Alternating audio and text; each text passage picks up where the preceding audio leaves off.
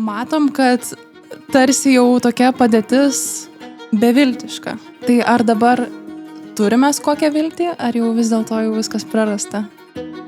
Dievas turėjo atpirkimo planą ir tokiu būdu jis atnešė viltį Adomui su Ieva iškart po nuopuolio ir pasakė, jeigu jūs dabar klausysit manęs, viskas bus gerai, mes kartu išspręsim šitą problemą. Pradžioje matom lyg ir kažkoks kaip pažadas duotas, vėliau kažkokia sistema įvedama aukojimo. Tai, ką Dievas parodė per tų gyvūnų aukojimą, parodė ne tik, kas bus su tavim ateity po mirties, sakykime, arba kai Jėzus sugrįš, bet kad šiandieną tai, kad tu kvėpuoji oru, kad tu turi vandens, kad tu turi duonos valgyti, tai taip pat yra dėka tos būsimos aukos. O jeigu aš esu išgelbėta, ar aš galiu prarasti savo išgelbėjimą? Jeigu aš atėjau pas Dievą ir gavau išgelbėjimą, aš negaliu jo prarasti ar pamesti jį. Bet ką aš galiu padaryti, kaip aš atėjau pas Dievą? Tarkim, vakar aš atėjau, o šiandien aš galiu persigalvoti ir pasakyti, vis dėlto man tavęs nereikia. Jeigu man reiktų kaip bažnyčios tarnautojui, kaip pastoriui nuspręsti dabar, ar šitas turi būti danguje ar ne, aš nežinau, turbūt, kas su manim būtų, pražilčiau iš karto. Raštas sako, šiandieną niekur žmogus po mirties nekeliauja nei jokį pragarą, nei jokį dangų, nei skaistyklą, o laukia tos dienos, kai Jėzus sugrįš. Ir šitą nemirtingos sielos filosofija ateina iš Edeno laikų. Ir aš tikiu, kad Dievas mane išgelbės ir tarkime, aš jau atsiduriu rojuje ir kažkur tai, taip vaizdžiai sakau, per langą matau pragarą, kuriame ten mano tėvas dega. Tai koks man rojus bus visam žinybė, kiek pažiūriu, tiek matau savo degantį tėvą. Dievas yra toks maloningas, kad netgi žmonėms, kurie sako, kad man Dievo nereikia, Dievas vis tiek jais rūpinasi. Dievas duoda, kaip pats Jėzus sakė, saulė šviečia ir geriems, ir blogiems, lietus lyja ir geriems, ir blogiems, duona auga ir geriems, ir blogiems. Ir žmonės paprasčiausiai, ką jie parodo, kai jie sako, kad man nereik Dievo, tai jie parodo labai didelį nedėkingumą to, kuris iš tikrųjų juos maitina ir visą tai duoda.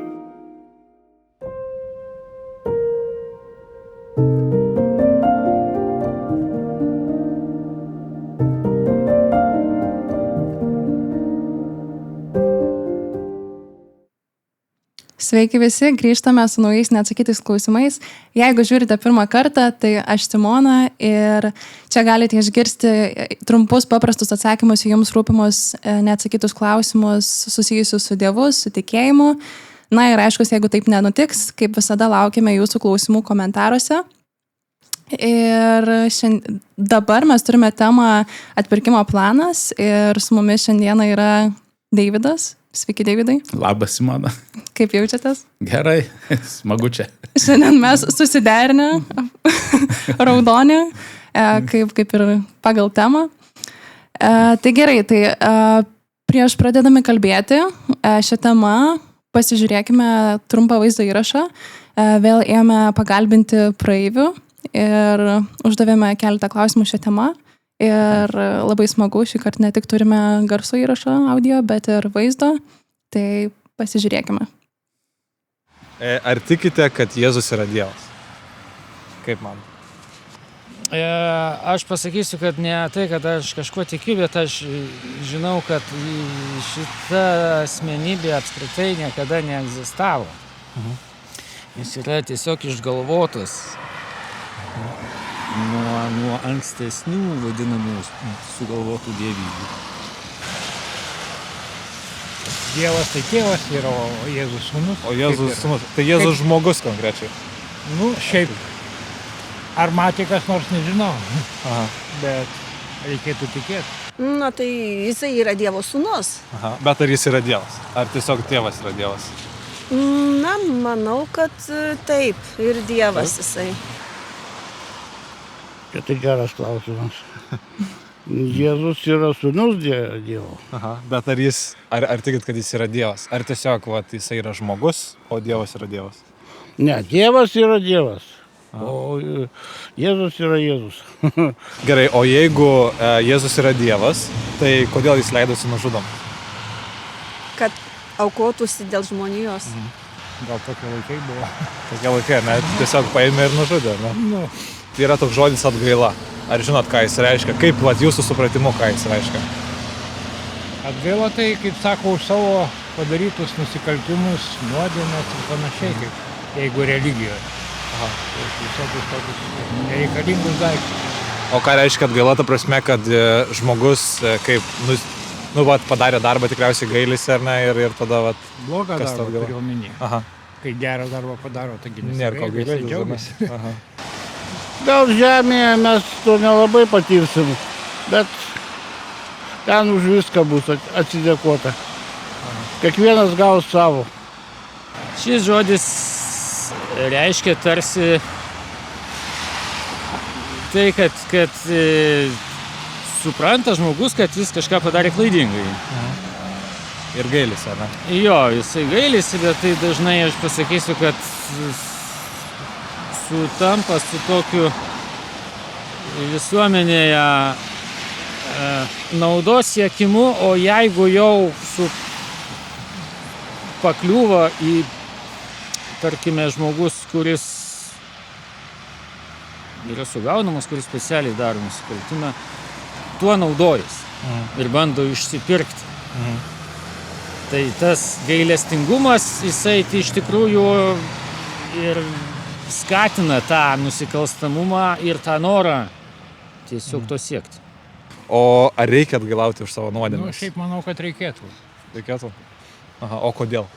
Kaip kodėl? Todėl, kad tu padarėjai. Ar nusikaltimas, ar nuodėmė, tai čia netoli vienas nuo kito.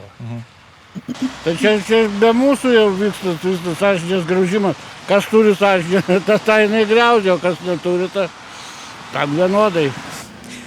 Čia sąžinės reikalas iš tikrųjų. Tai jeigu tavo sąžinė tau sako, kad tu vis tik tai nedorai pasielgiai, tai tu ir atgailausi, o jeigu tavo sąžinė nieko nesako, tai ta atgaila, kur jį bebūtų, ar bažnyčioje, arba bet kur jos tiesiog nėra. Čia kiekvieno nuomonė, kuomet klausi, tai ar jūs gailitės tenai, bet tai ne toks klausimas turėtų būti, nes... Konkrečiai kiekvieno nuomonė, ne? Jo, taip. O ar tikite, vat Biblijoje yra parašyta, kad Jėzus ateis antrą kartą? Ar tikite to? Galbūt ne Jėzus, gal kažkokiu kitų pavidalų, bet kažkiek tikiu. Kad manau, kad kažkokio tai atpirkimo pasauliui reikia. Ne, kad taip grinai, kaip rašte rašoma, taip grinai nebus. Bet misijas visada grįžta laiks nuo laiko. Tik tai, aišku, jis atrodo ne kaip Kristus. Kaip? Tikėti reikia visą laiką, o ar sugrįžti čia, kaip sako, ar kažkuo. Jis niekada neegzistavo, tai kaip jisai gali sugrįžti iš tikrųjų. Tai jisai sugrįž nebent žmonių vaizduotėje. Tai tas sugrįžimas kaip ir neturi jokios prasmės, ar ne? Jisai apskritai neįvyks. Tik tai, kad Lietuvos realybėje, kurią matau dabar, tai greitai ateis kitas Jėzus. Iš islamo religijos. Neišvengiamai. Gerai? Būtent. Jeigu vat jisai ir grįž, tai kokia ta prasmė, kam jam grįžti reikia? Ką žinau, gal nubausti kažką tai paaukštinti. Nors kaip močiutės kalbėdavo, kad visi ten susitiksime, tai ar tai bus, tai irgi mistika dar. Greičiau išgelbėti. Kas iš to ten tas pragaran nusintimas ar kitų dangun pasiėmimas. Mes iš prigimties esam visi vienodi iš tikrųjų. Tik paskui, kaip sako, aplinka mus padaro blogais ar gerais, ar ne? Labai įdomus atsakymai. Išties.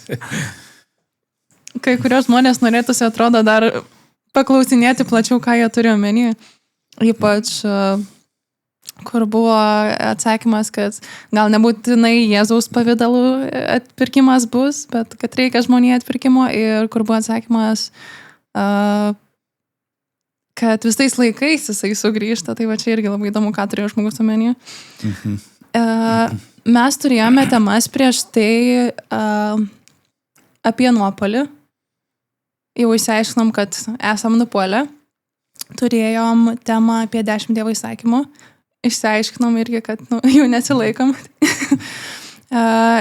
Ir dar yra net eilutė, iš tikrųjų, iš Biblijos paskaitysiu. Čia būtų romiečiams nuo 10 iki 12 eilutės. Kai parašyta, nėra teisaus, nėra ne vieno, nėra išmanančio, nėra kas Dievo ieškotų. Visi nuklydo, visi nuėjo vėjais. Nėra kas darytų gerą, nėra ne vieno. Tai matom, kad tarsi jau tokia padėtis beviltiška. Žmonijos. Taip. Ir Dievas sakė, kas darys nuodėmę, tas mirs. Tai ar dabar turime kokią viltį, ar jau vis dėlto jau viskas prarasta? Viltis yra. Rašte yra tokia įdomi istorija labai. Aišku, kai ką gali jinai supykdyti tą istoriją, kai kas gali netikėti ją. Tai yra istorija apie Abraomą, kai jam Dievas liepė paaukoti savo sūnų. Ir tas aktas turėjo parodyti, kad kiekvienas žmogus yra vertas mirties. Ir kad mes, tėvai, savo vaikams, duodami gyvybę, kaip sakyti, padėdami jiems ateiti į šį pasaulį, mes perduodame ir tą nuodėmę, karta iš kartos, vadinamą nuodėmingą prigimtį. Ir tas paaukojimas sūnaus turėjo parodyti, kad viena vertus visišką pasitikėjimą Dievu, kad jeigu Dievas kažką sako daryti, tai reikia daryti. Kita vertus, kad parodo, kad mes iš tikrųjų nieko negalim duoti savo vaikams, kaip tik tai, nežiūrint, kad duodam ir gyvybę, bet ir mirtį tuo pačiu. Ir ten pasakojama, kad tuomet Dievas, kai jau Abraomas pakėlė virš sūnaus peilį, paaukoti jį kaip auką pjaunamą, Dievas sulaikė jį, atsiųsdamas angelą ir pasakė, nedaryk to, štai pasižiūrėk, krūmuose yra avinas ir aukok jį. Ir ši istorija parodo, kad Dievas turi planą, kad vietoj to, kad mes mirtume, bus pakaitinė auka, tam, kad mes galėtume gyventi.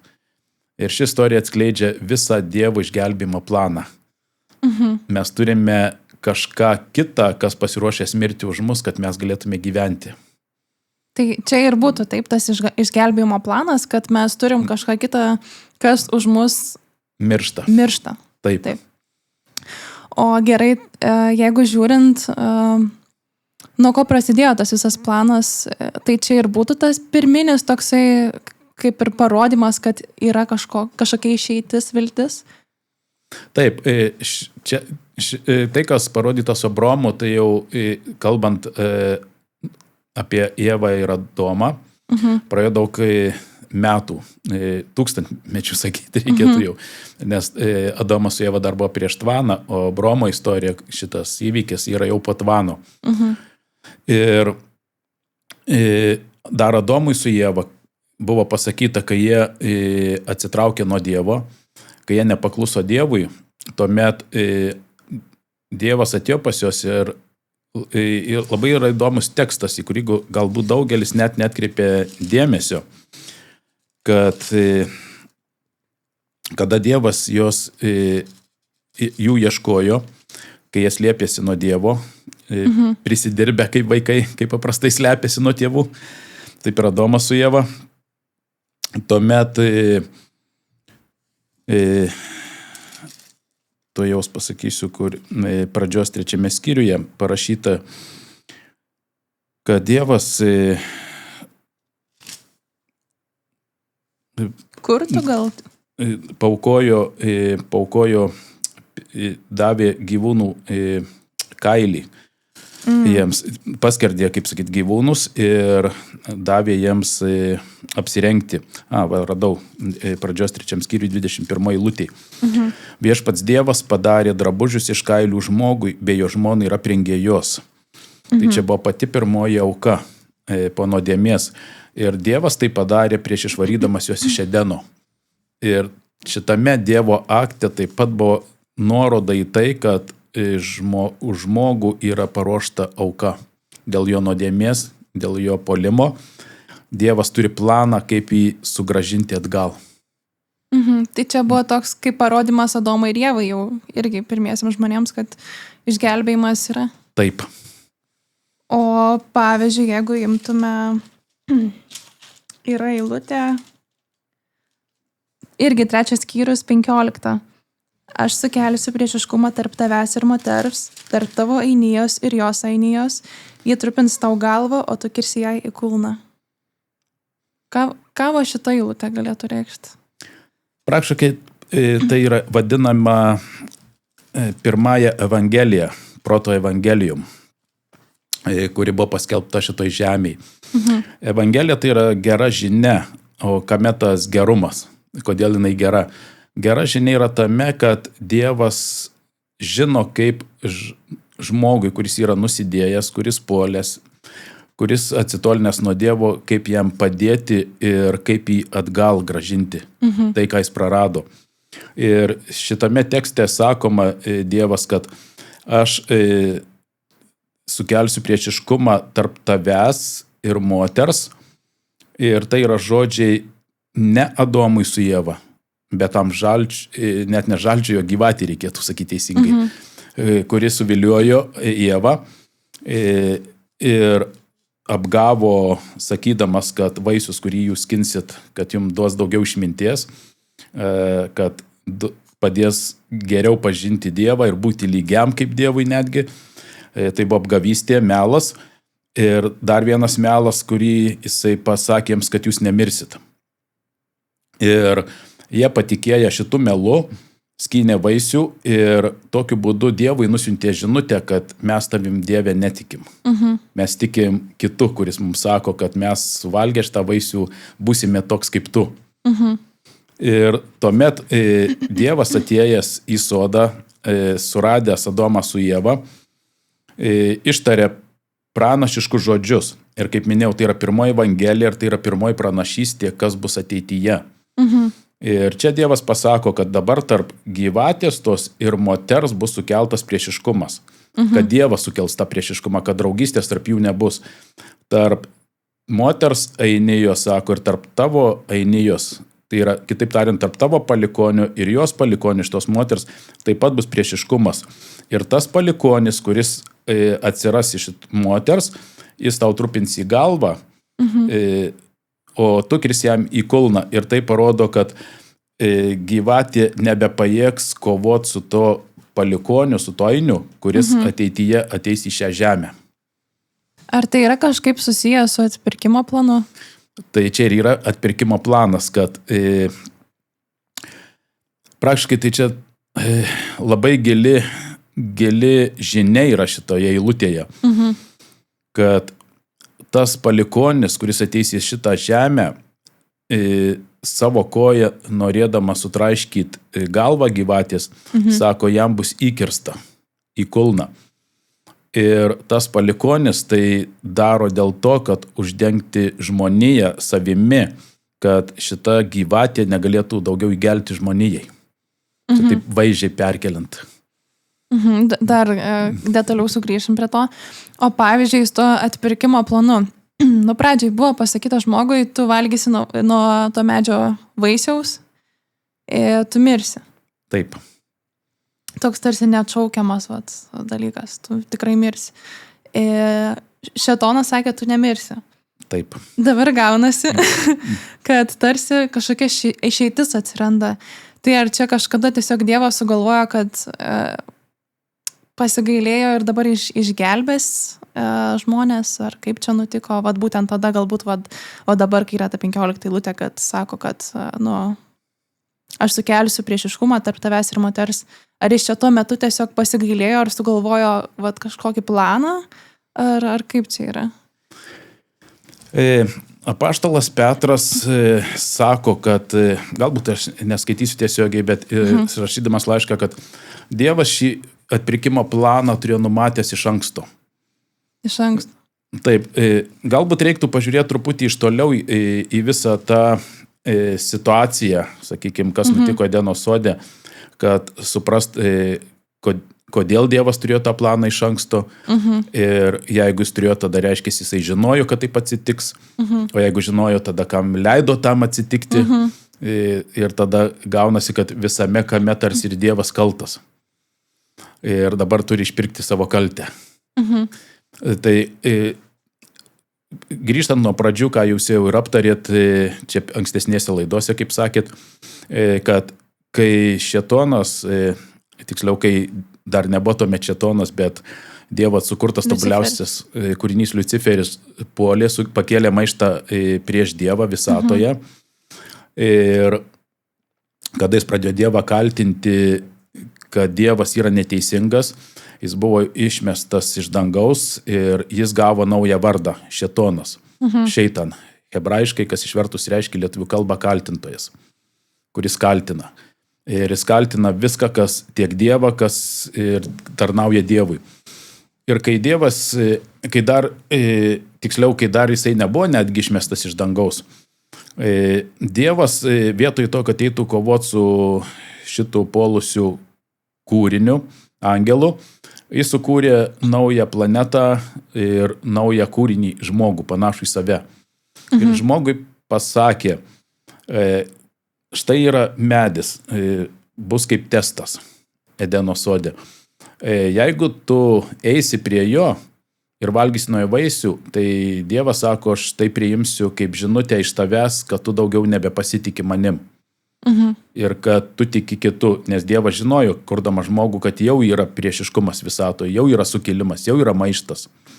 Ir bet Dievas kūrė žmogų su tikslu parodyti savo meilę visai kūrinėjai. Per šitą kūrinį Dievas norėjo parodyti, kad jisai nėra toks, ko įkaltina ir kad jis yra mylintis kūrėjas. Ir netrokštantis savo kūrinių mirties ar pražūties, ar kad jis sunaikint nori iškart dėl kažkokio nepaklusnumo. Kita vertus, Dievas negali žaisti su nepaklusnumu, nes jeigu vieną kartą leisi nepaklusti, bus ir antras kart ir trečias.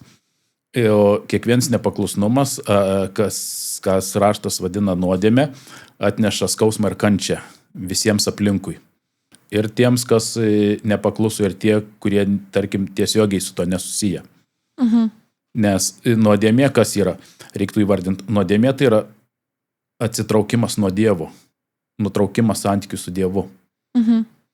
Ir Dievas buvo paruošęs planą, jis numatė, kad tokiose aplinkybėse, kadangi jau yra sukilimas, yra maištininkas, kad gali žmogus pasiduoti jo įtakai. Ir tada Dievas, kurdamas žmogų, jau turėjo paruošęs planą, kaip atpirkti žmogų. Ir visgi norėčiau perskaityti tai, ką sako apaštalas Petras savo pirmame laiške, kuris kalba apie atpirkimo planą. Ir jis rašo taip. Juk jūs žinote, kad esate atpirkti nuo niekingos iš protėvių paveldėtos elgsenos, nenykstančiais turtais, sidabro ar auksu, bet brangiuoju krauju Kristaus, to vinėlio be kliaudos ir dėmės. O jis buvo numatytas dar prieš pasaulio sutvėrimą ir atskleistas laikų pabaigoje jums, per jį tikėjusiems Dievą. Taigi apaštalas sako, kad šita auka už žmoniją, tas palikonis, apie kurį Dievas kalbėjo Adomui su Ieva, buvo numatytas dar prieš pasaulio sutvėrimą. Dievas turėjo atpirkimo planą ir tokiu būdu jis atnešė viltį Adomui su Ieva iškart po nuopuolio ir pasakė, jeigu jūs dabar klausysit manęs, viskas bus gerai. Mes kartu išspręsim šitą problemą. O gerai, o jeigu žiūrint į patį atpirkimo planą, kaip jisai atrodo, ar jisai yra kažkoks momentinis dalykas, ar čia kažkokie etapai yra? Šiaip turbūt visi beveik esam girdėję tą kaip čia pasakyti, istoriją, kad žmogus miršta ir tada arba į pragarą, arba į dangų keliauja. Arba dar skaistykla prieš tai. Tai vat, kaip iš tikrųjų yra čia, kaip atrodo visas tas atpirkimo planas? Na, pasidalinsiu galbūt tokią gan įdomią istoriją. Aš daug laiko vaikystėje praleisdavau pas senelius savo kaime. Ir ten močiutė mane mokė įvairiausių maldų, ruošė pirmai komunijai. Ir senelis taip pat prisijungdavo kartais.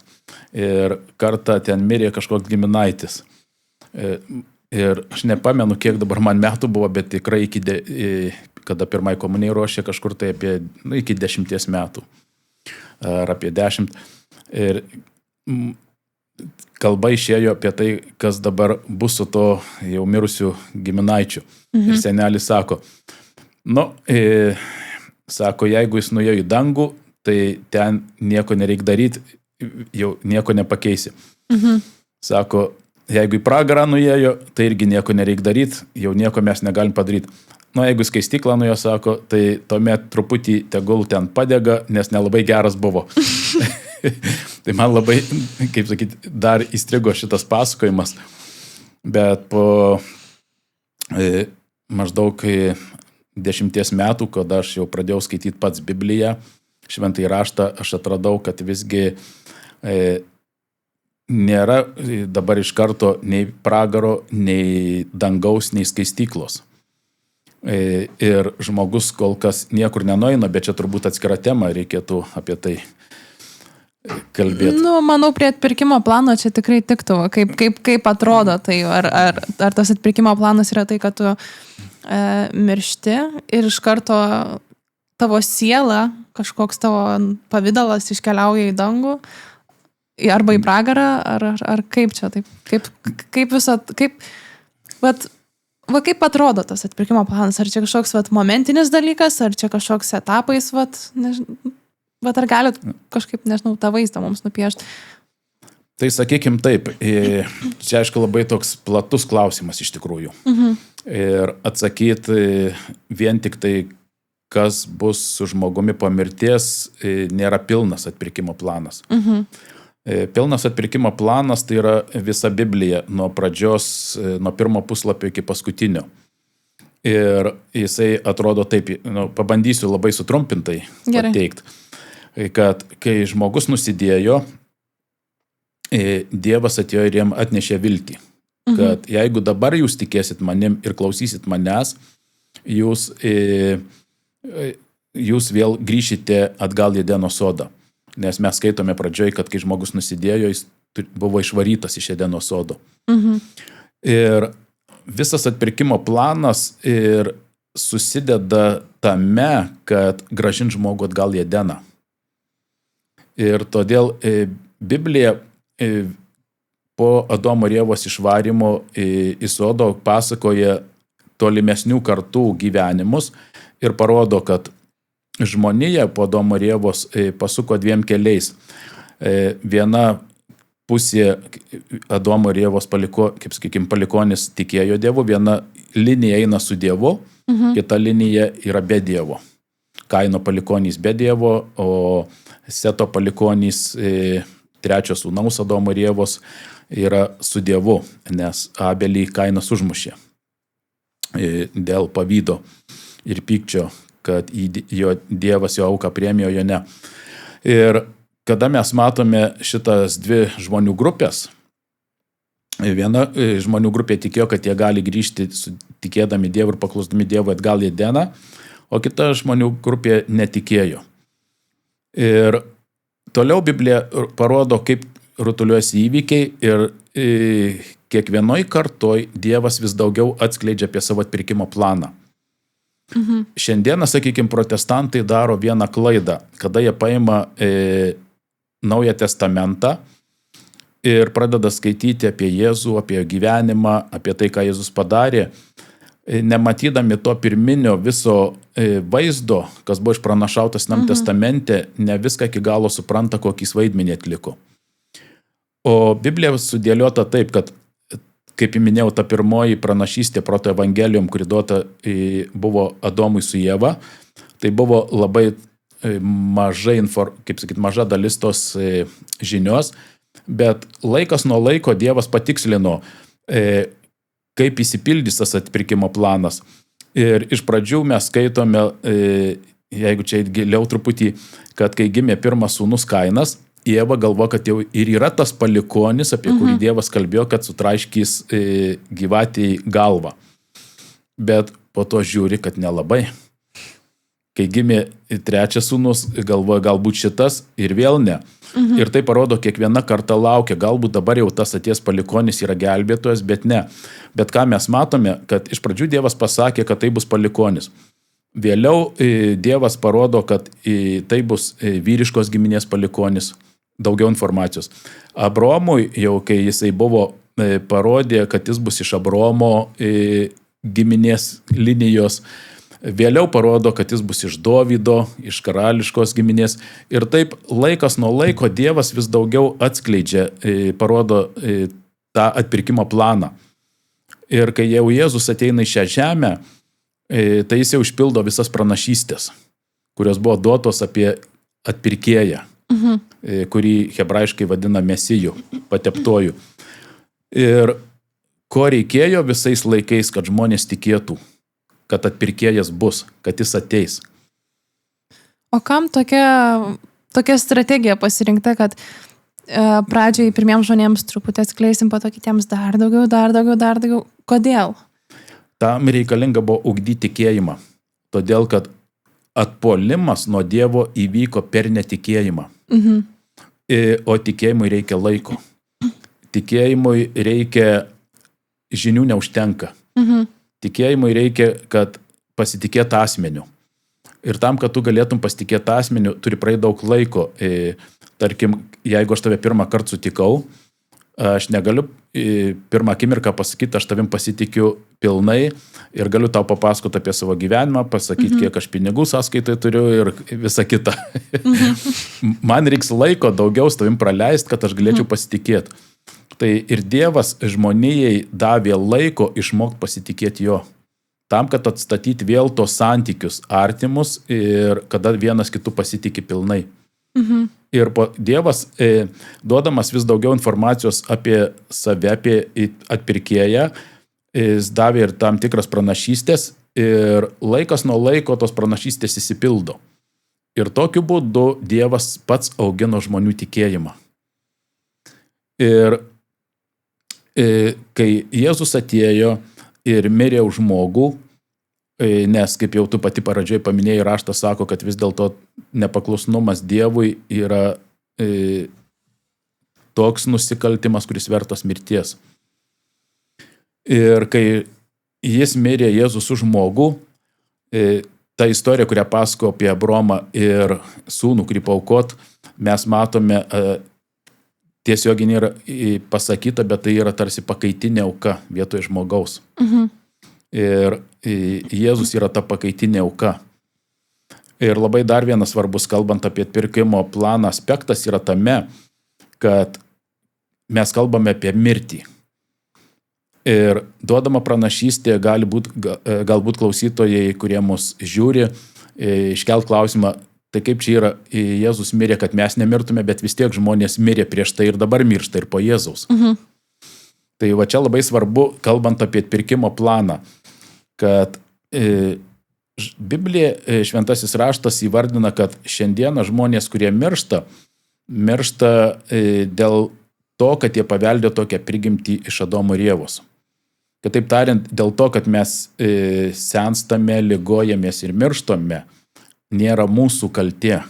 Tai yra pasiekmė. Bet raštas kalba yra kita mirtis, antroji mirtis, kuri bus skirta tiems, kurie sąmoningai atmeta šitą pasiūlytą Dievo atpirkimo planą. Tai reiškia, kad dabar žmonės visi miršta ir jie miršta dėl to, kad tai gavo su paveldu iš tėvų, bet jeigu jie atmeta atpirkimo planą, tai kai Jėzus grįž suteikti, kaip sakyti, išgelbėjimą pilną jau, arba kitaip tariant, sugrąžinti Edeną, tai viena žmonių grupė bus prikelta ir amžinam gyvenimui, kaip sako raštas, ir daugiau nebemirs, o ta grupė, kuri atmetė, ji mirsta antrąją mirtimi. Ir Jėzus atpirkimo plane, apie ką mes skaitome, jis mirė ne tą mirtimi, kurią mes mirštame, o tą antrąją mirtimi. O antroji mirtis, kuo jinai ypatinga, kuo jinai skiriasi nuo pirmosios mirties. Kai žmogus miršta pirmąją mirtimi, jis gali mirti ir miršta tiksliau Dievo artume. O Jėzus mirė, kaip sakyti, Jėzui mirštant Dievas atsitolino nuo Dievo. Tai buvo pirmas kartas, kai Dievas nusisuko nuo mirštančio asmens. Ir tai buvo jo sūnus. Gerai, aš truputį užbėgsiu už akių, nes mes dar apie tai truputį vėliau pakalbėsim. Dabar žiūrint, jeigu nuo pradžioje matom lyg ir kažkoks kaip pažadas duotas, vėliau kažkokia sistema įvedama aukojimo. Tai ką jinai reiškia, kam to reikėjo, nes dabar mes to lyg ir nebedarom. Tai kodėl ir jo tokių dalykų nebedarom maždaug po Jėzaus mirties, kodėl krikščionys to nebedaro?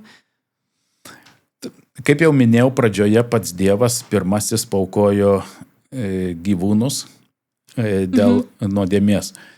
Vėliau, praėjus daug šimtmečių, kada jau Dievas įkūrė naują šitoj žemėje tautą, žydų tautą, Izraelį, jiems davė nurodymą pastatyti padangtę, mūsų kalba palapinė labiau būtų, ir įvedė tam tikrą aukojimo sistemą, gyvūnų aukojimo sistemą, tam tikras religinės apeigas, kurios turėjo atskleisti visą atpirkimo planą.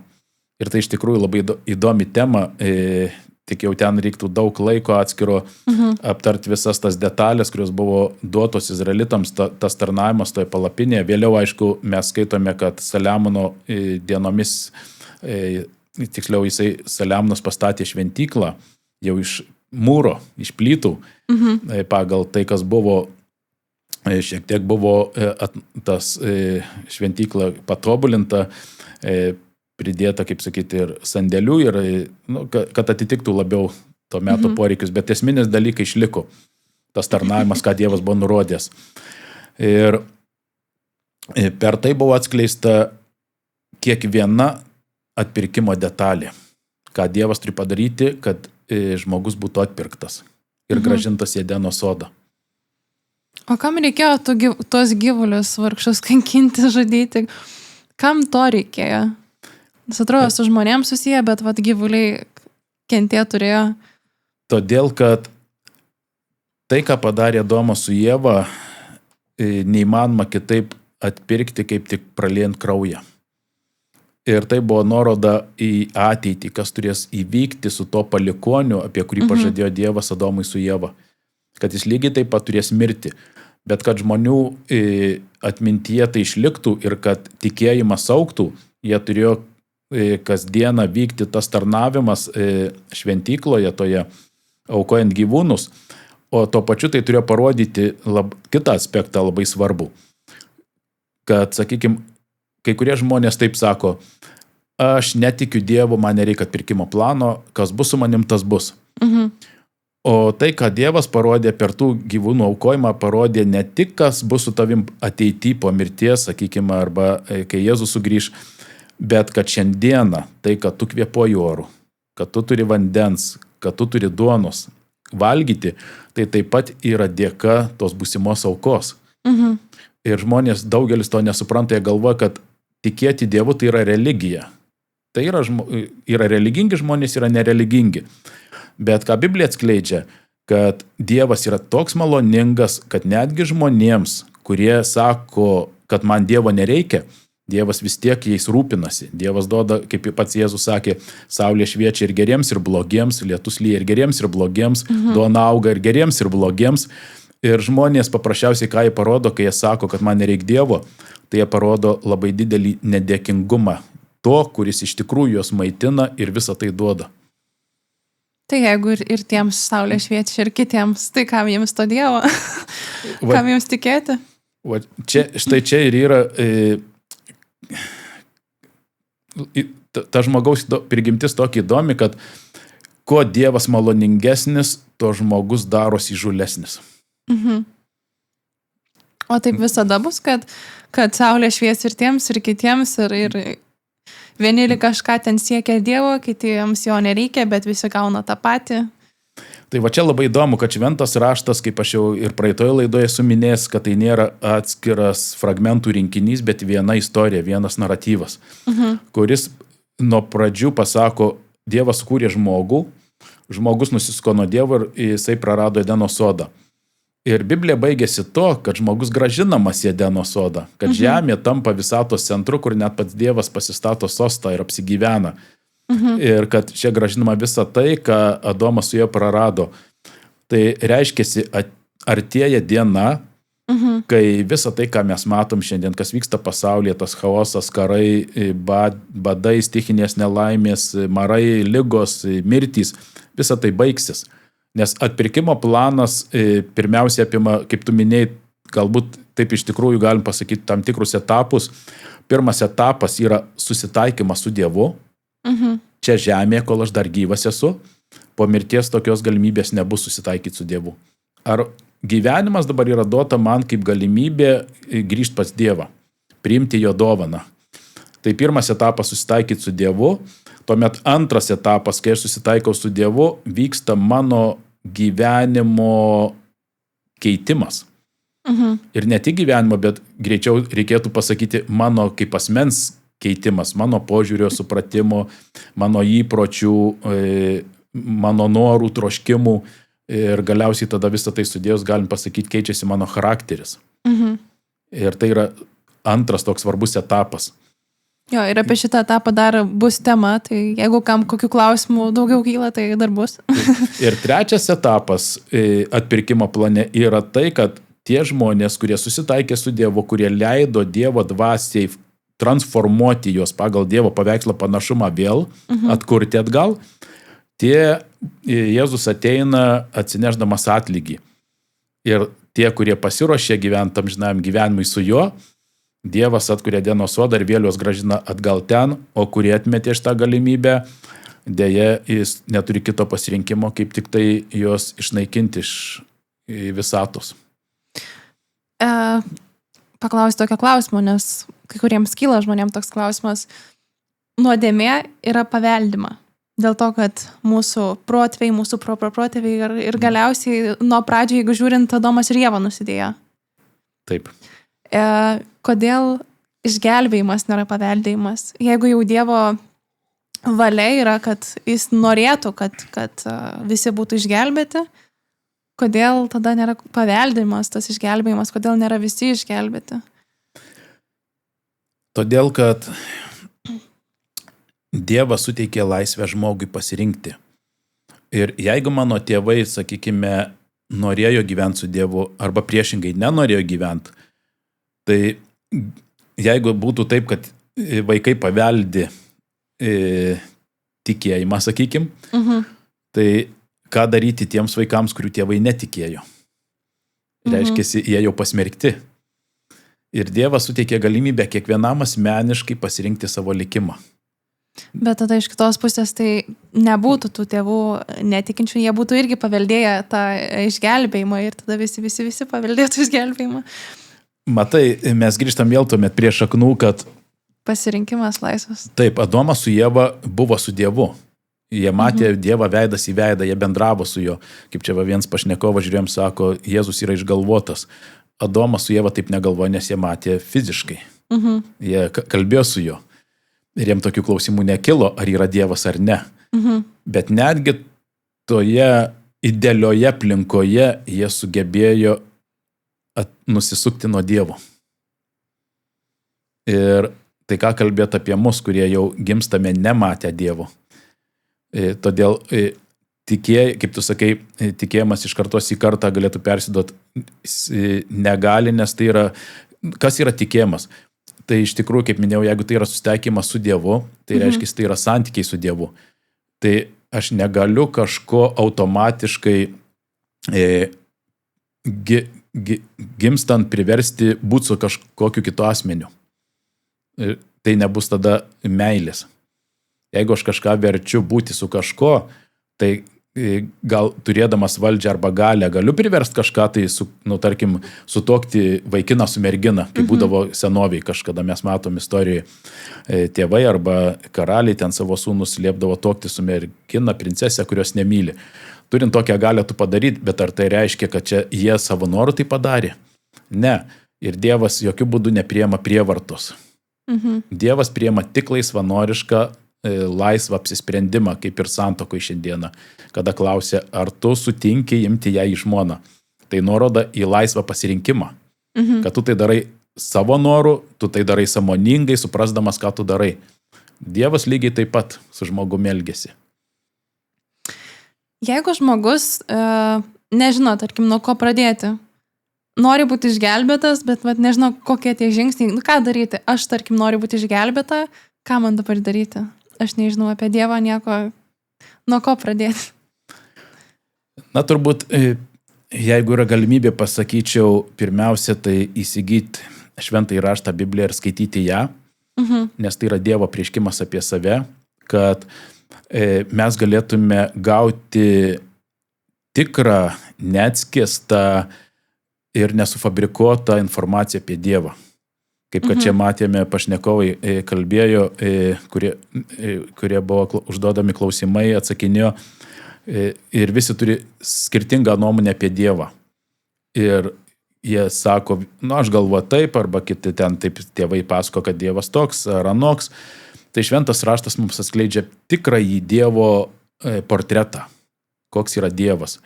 Ir tai nėra apipinta žmonių tradicijom, papročiais, kažkokiais įsivaizdavimais ar filosofijom. Tai jeigu tu nori pažinti, koks yra iš tikrųjų Dievas, tai čia yra pirminis šaltinis.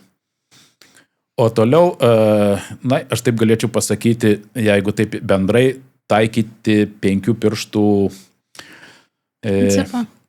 galbūt principą arba žemėlapį tokį.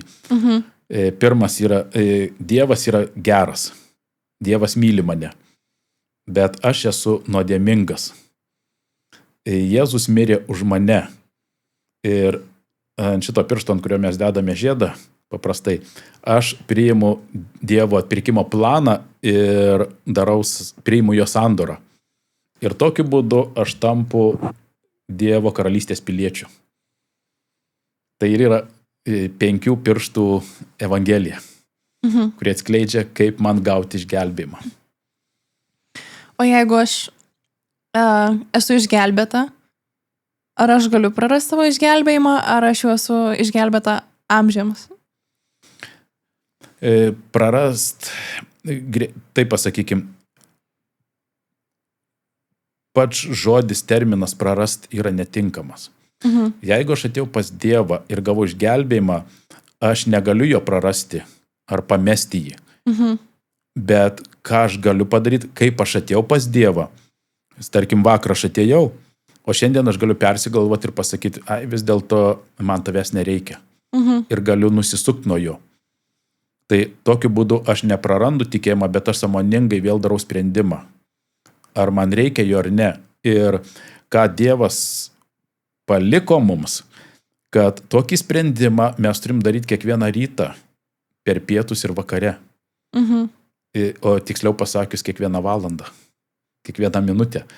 Todėl, kad tai, kad aš vakar tikėjau, buvau tikinčiu, nereiškia, kad šiandien atsikėlęs ryte aš būsiu tikinčiu. Ir aš turiu vėl sąmoningai pasirinkti šiandieną būti su Dievu.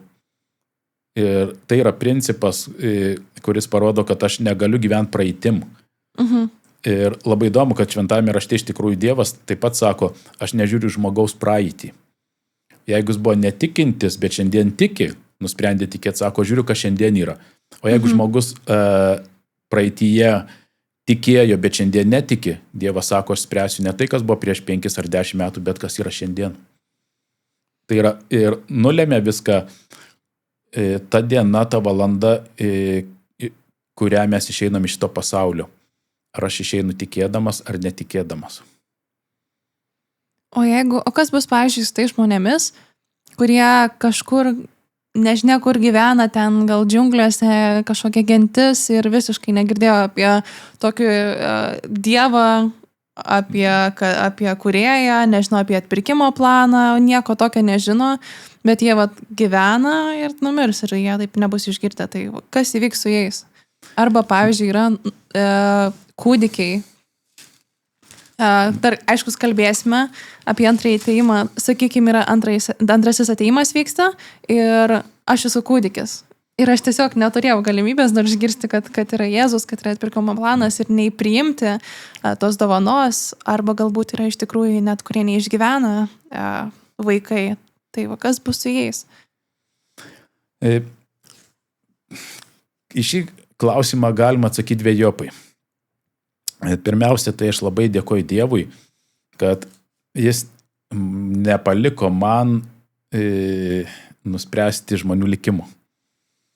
Ir sakykime, kas bus su vienu ar kitu, jeigu man reiktų kaip bažnyčios tarnautojui, kaip pastoriui nuspręsti dabar, ar šitas turi būti danguje ar ne, aš nežinau, turbūt, kas su manim būtų, pražilčiau iš karto tokią atsakomybę. Tai Dievas sprendžia. Bet, kaip sakiau, kadangi mes turim Bibliją, kurioje yra paties Dievo prieškimas, mes galime rasti tam tikros informacijos, kaip Dievas elgiasi tokioje situacijoje. Ir apaštalas Paulius laiške Romiečiams rašo 2 skyriui 14 eilutėje. Jis sako, kai jokio įstatymo neturintys pagonys iš prigimties vykdo įstatymo reikalavimus, tada jie neturintys įstatymo patys savo yra įstatymas. Jie parodo, kad įstatymo reikalavimai rašyti jų širdyse ir tai liudija jų sąžinė bei mintys, kurios tai kaltina, tai teisina viena kitą.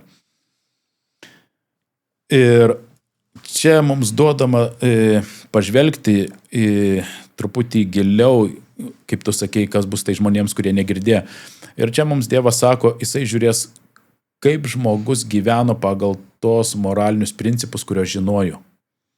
Nes čia kalbama apie įstatymą, tai mes paprastai šiandieną sakom apie moralę. Ir jeigu, sakykime, žmogus kažkur tai gyveno kažkokiam krašte pasaulio, kur niekada nebuvo girdėjęs apie jokį Dievą, apie Jėzų, apie atpirkimo planą.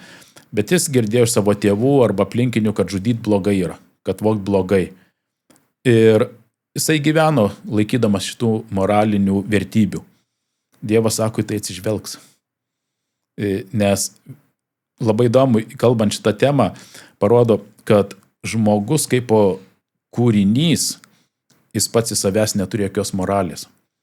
Dievas davė savo įstatymą ir per šventąją dvasią veikdama žmoguje Dievas padeda išlaikytas moralinės vertybės.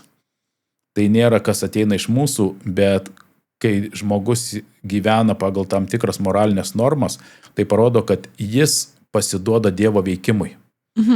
Ir Dievas žiūri į kiekvieną žmogų, ne kiek jisai žino daug šventajame rašte, kiek jis gali paaiškinti kiekvieną pranašystę, ar kiek jis supranta ar nesupranta, ar kokį teologinį laipsnį turi, bet žiūri tai, kiek jisai leidžia Dievui veikti jo gyvenime ir kiek žmogus atsiliepia šitus impulsus ir paklūsta jiems ir gyvena moralinį gyvenimą.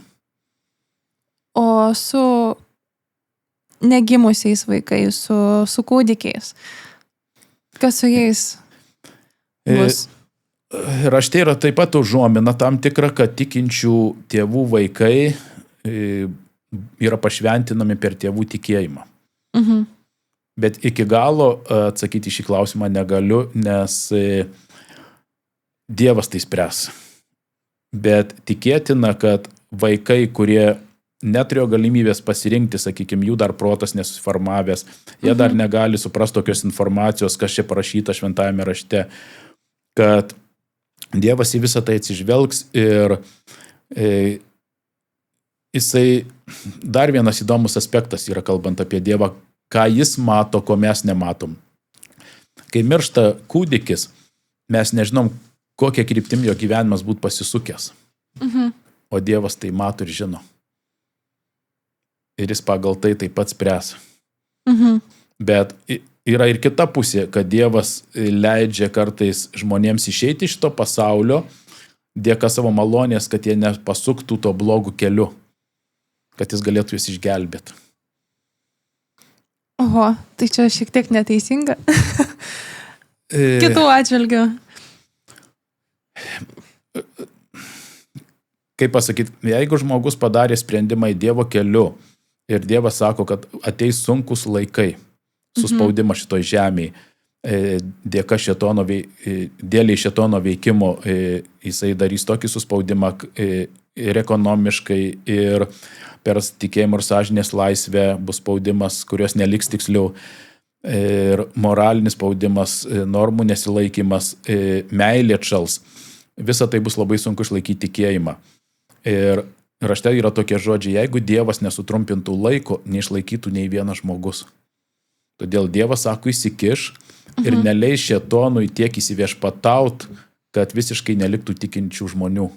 Neleis bandyti virš jėgų? Taip. Ir tai vėl ačiū Dievui, kad jisai visą tai stebi, kontroliuoja ir valdo. Ir kai mato, kad žmogus iš tikrųjų nori būti su Dievu, bet puolimas yra prieš jį per didelis, žmogus per silpnas atlaikyti šėtono puolimą, Dievas įsikiša ir veikia skirtingai. Jeigu mato, kad žmogus yra pakankamai stiprus, subrendęs tikėjime, Dievas leidžia kai kuriems eiti per labai sunkius išbandymus. Ir mes matom, pirmame amžiuje tikintieji ir amfiteatruose buvo atidodami liūtams, sudraskyti ir skerdžiami buvo kaip gyvuliai, tyčiojamasi, o kiti mirdavo nesulaukę to. Ir Dievas tokiu būdu padeda kiekvienam nuoširdžiam tikinčiajam pasiekti, kaip sakyti, tą viltį, kurios jis taip tik laukia. Gerai, o jeigu mes tada pažvelgtume po to, kas vyksta, turėjom pažadą, turėjom aukojimo sistemą, Jėzaus gyvenimas mirtis ant kryžiaus ir po to mes matome, kaip pavyzdžiui, Hebrajams 4 skyriui 15 eilutėje, Hebrajams 4 skyriui 15 eilutėje parašyta, mes juk turime netokį vyriausiąjį kunigą, kuris negalėtų atjausti mūsų silpnybių, o kaip ir mes visaip gundyta, tačiau nenusidėjusi. Tai Jėzus čia vadinamas kunigu ir dar vyriausiąjį kunigu. Kaip suprasti? Kaip tas atrodo, kodėl jis kunigas, nes lyg ir Dievas dabar jau kunigas? Čia labai palietė platų klausimą. Aš nežinau, kiek aš laiko turiu, nes čia reiktų eiti į Seną testamentą, detaliai pateikti visos tos šventyklos aukojimo sistemos apžvalgą, ją gerai įsityrinėti, nes ten buvo paskirti kunigai, kurie turėjo aukoti aukas. Ir šventykloje buvo, taip sakykime, Izraelis turėjo 12 giminių. Viena iš jų buvo levitai, kurie liko ištikimi Dievui per atpuolimą, kada Izraelio tautoje buvo. Ir tada Dievas, atsidėkodamas jiems už ištikimybę, pasakė, kad jūs tarnausit man šventykloje. Ir tuomet iš levitų buvo renkami kunigai. Tai ne kiekvienas levitas buvo kunigas, bet kiekvienas kunigas buvo levitas. Ir iš kitos giminės kunigų negalėjo būti paskirtas kaip tik iš levitų. Bet kadangi buvo daug kunigų, tai buvo išrenkamas vyriausias kunigas. O vyriausias kunigas buvo reikalingas tam, kad jisai turėdavo atlikti tokį ypatingą tarnavimą, kad įeit į šventyklą šventų švenčiausiąją dalį. Šventykla buvo, jeigu taip trumpai kalbant, iš 3 dalių, buvo kiemas, buvo švenčiausių dalis ir šventų švenčiausiai. Tai tik vyriausias kunigas galėjo įti į šventų švenčiausiąją, kur buvo sandoros skrynia, kurioje buvo padėta 10 Dievo įsakymų, kaip sandoros išraiška, ir kurie ten dengė malonės sostas, ta malonės dangtis, ta sandoros skrynia, ir ten buvo 2 herupai, kurie ant to dangčio, kurie žymėjo Dievo sostą, ženklino tarsi tokiu būdu. Ir tokiu būdu Jėzus, kai yra vadinamas vyriausiu kunigu, tokiu būdu parodoma, kad jis yra tas tikrasis tarpininkas tarp Dievo ir žmogaus.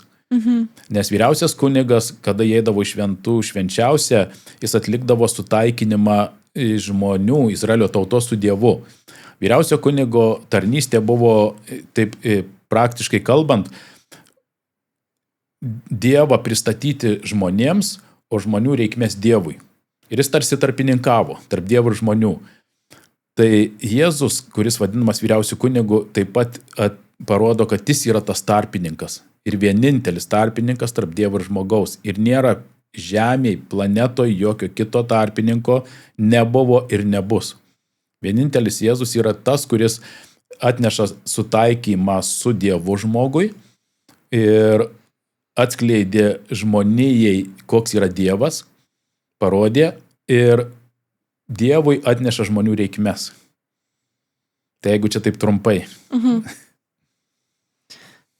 Aha, o toliau mes kaip ir jau užkabinom ir antrasis atėjimas. Taip. Tai kas čia per antrasis atėjimas, kam to reikia? Gal galėtumėt Na tai yra plačiau? Užbaigimas, kaip sakiau, kadangi Biblija yra viena istorija, tai žmogus tas, kuris, kaip apie etapus minėjau, kad kai susitaikė su Dievu ir kai jisai leido Dievo dvasiai veikti jo gyvenime, kad jo gyvenimas būtų transformuojamas pagal Dievo valią. Trečias etapas yra, kad kažkada turi baigtis visą tai, kas yra žemėj ir žmogus turi grįžti ten, kam jis ir buvo sukurtas gyventi, tai yra Edeno sode. Atkurti idealias sąlygas, gyvenimo sąlygas, turiu omeny temperatūrą oro, kad nebūtų tokių kaitų, kad nebūtų badmečių, nebūtų šalčio, kad maisto visuomet būtų ir žmonės galėtų ten gyventi, tie, kurie pasirinko su Dievu būti, kad jie toliau galėtų amžinai būti.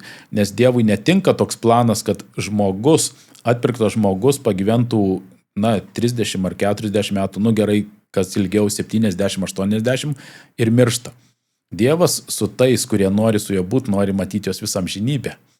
Ir dėl to Jėzus grįžta į šią žemę tam, kad žmonės, kurie pasirinko būti su juo, galėtų ir likti visą amžinybę su Dievu savo, kuris juos sukūrė ir kuris atpirko. Tai vadinasi, nėra taip, kad žemė čia amžiais bus, žmonės gims, tada mirs, tada arba į pragarą, arba į dangų. Žodžiu, baigsis kažkada tai. Būtent ir todėl raštas sako, šiandieną niekur žmogus po mirties nekeliauja nei jokį pragarą, nei jokį dangų, nei skaistyklą, o laukia tos dienos, kai Jėzus sugrįš. Ir kai Jėzus sugrįš, Petras sako, kad kaip kažkada, kad žemė buvo aptvindyta tvanu, sunaikinta dėl žmonių nedorumo, tai Jėzui sugrįžus dabar bus ne vandeniu aptvindyta, bet ugnimi viskas sunaikinta, pradedant mūsų atmosferą, kuri supa žemę, iš ten kils ugnis ir tuomet, sako, dangus susivinios tarsi rytinys, sudegs jisai ir žemės ugnis pakils ir visa tai, kas yra čia, bus apvalyta ugnimi.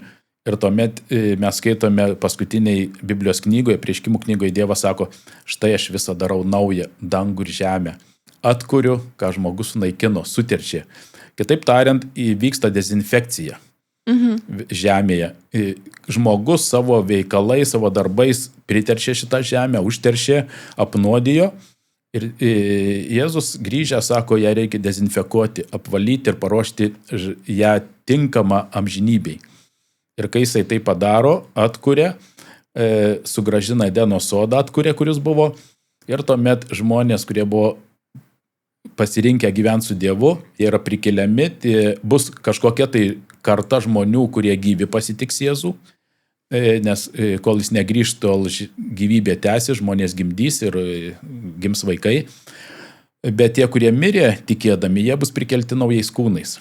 Ir tie, kurie gyvi pasitiks, jų kūnai taip pat bus pakeisti taip, kad tiktų gyventam žinybei.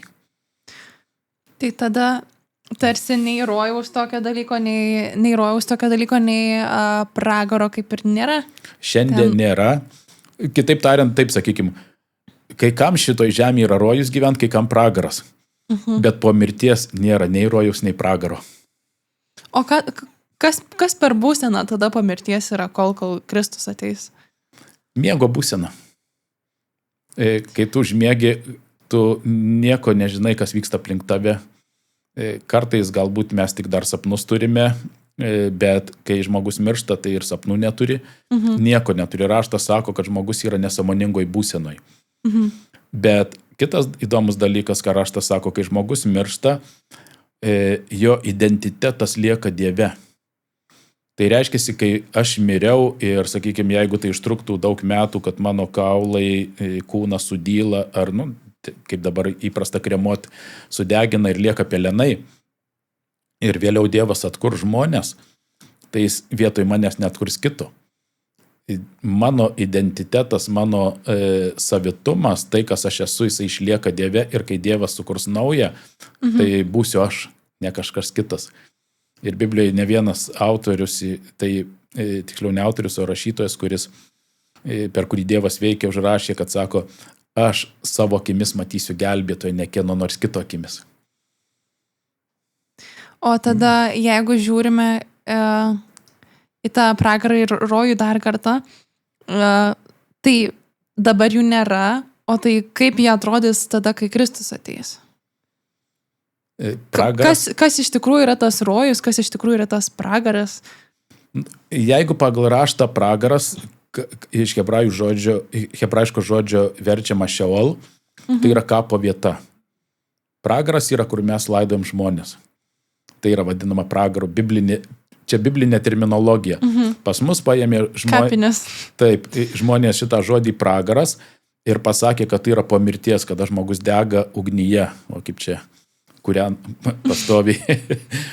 Bet raštas taip nekalba, nes tai iškreipia Dievo charakterį, Dievo vėl portretą. Dievas nėra toks, kuris nori matyti nuolat besikankinančių žmonės. Kita vertus, degančius ugnyje. Taip, kita vertus fiziškai neįmanoma, mes kremuojam šiandien žmonės, taigi nedegam, žinai. Jeigu tu žmogui dėjai ugnį, jisai sudegė. Tai ką tu deginsi amžinybę visą, nėra ką degint. O tokios substancijos, kad po žmogaus išeina siela kažkokia, raštas tai nekalba apie tai. Štai čia ir yra tas melas, kuris prasidėjo dar Edeno sode, kai Šėtonas pasakė Adomui su Ieva, jūs mirsit, tiksliau Dievas sako, jūs mirsit, o gyvatė sako, ne, jūs nemirsit. Ir šita nemirtingos sielos filosofija ateina iš Edeno laikų, nuo Adomo ir Ievos dienų. Ir daugelis tautų patikėjo ir vėliau šitas tikėjimas netėjo į krikščionybę. Buvo primesta tarsi Jėzus mokėto, nors Jėzus niekada apie tai net nekalbėjo. Ir pagal Jėzų, pagal apaštalą Paulių, po žmogaus mirties nieko nevyksta. Yra nesąmoninga būsena. Ir tas pragaras, tai taip, kadangi Dievas naikins ugnimi, tai kažkas suprato, kad tai tęsis visą amžinybę, tada degs amžinai toj ugny. Tai kas gaunasi, tarkime, jeigu aš esu rojuje ir aš tikiu, kad Dievas mane išgelbės ir tarkime, aš jau atsiduriu rojuje ir kažkur tai taip vaizdžiai sakau, per langą matau pragarą, kuriame ten mano tėvas dega. Tai koks man rojus bus visą amžinybę, kiek pažiūriu, tiek matau savo degantį tėvą. Tai reiškia, tada tik pragaras bus ir rojaus nėra. Tai net būt negali, raštas sako, taip, Dievas ugnim viską sunaikins ir nedorėlius visus, bet tai truks akimirką. Ir pasakyta, jie sudegs kaip ražiena laukose sudega. Tai reiškia, bus momentinis įvykis ir vėliau žemė bus apvalyta ir palikta tik tai tie, kurie pasirinko su Dievu gyvent ir jie džiaugsis Dievo artumu. O skaistyklos tokios kaip dabar tariamai, galėčiau sakyti, jeigu yra skaistykla, tai dabar, kad mes, kai išbandoma mūsų tikėjimas ir mūsų charakteris kaip auksas, kurį deda į ugnį, kad apvalyt nuo šlakų, tai mes per įvairius išbandymus šitoj žemėj, sunkumus, kai mes mokomės būti kantresni, gailestingesni, labiau žiaučianti, švelnesni, romesni, tai yra skaistykla, kada mes apvalomi. Bet tai vyksta tik tol, kol aš esu gyvas. Jokios skaistyklos nėra, kai išmirštu. Nes nebėra ką apvalyti, jau viskas, baigėsi. Gerai, ačiū. Dar apie antrąjį ateimą iš tikrųjų turėsime temą, grinai jau taip detaliai. O dabar kaip ir viskas. Tai va, ačiū Deividai už pokalbį. Ačiū tau, Simona, už įdomius klausimus labai ir nelengvus.